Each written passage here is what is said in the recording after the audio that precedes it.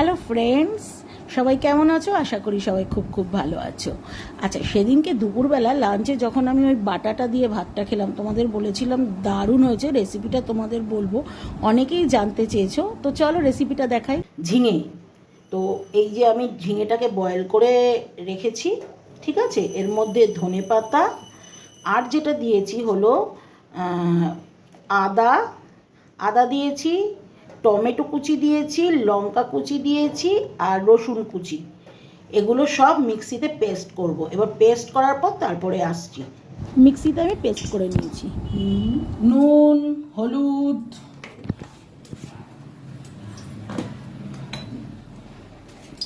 হলুদের পর চলে এলো চিনি, ঝরে ঝরে পড়ছে, ঝরে ঝরে চিনি পড়ছে,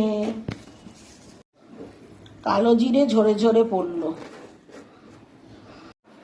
গরম মশলা লাস্ট। তেলটা তো গরম হয়ে গেছে, এইবার পুরো যে বাটাটা তৈরি করে রেখেছিলাম সেটা এবার তেলের মধ্যে ছেড়ে দিলাম। শ্রাবণ মাসও যাচ্ছে, অনেকের নিরামিষও। তো যারা যারা নিরামিষ খাও, মায়েরা চিন্তায় পড়ে যায় যে কি রান্না করব। কিন্তু এই বাটাটা শুধু তোমরা রসুনটা যদি স্কিপ করে যাও, এই বাটাটা করলে আর কোনো চিন্তা নেই মায়েদের, এক থালা ভাত খেয়ে নেওয়া যাবে। অসাধারণ। এটা একটু ড্রাই হবে, কালারটাও একটু চেঞ্জ হয়ে যাবে। এটা কষাতে কষাতে কন্টিনিউ এটা কষিয়ে যেতে হবে। তো যখন এটা ড্রাই হয়ে যাবে, একদম এরকম মাখা মাখা হয়ে যাবে, তখন এটাকে নামিয়ে ফেলবো। আর আমার এই রেসিপিটা যদি তোমাদের ভালো লেগে থাকে, তাহলে লাইক, কমেন্ট, শেয়ার করতে কিন্তু ভুলো না।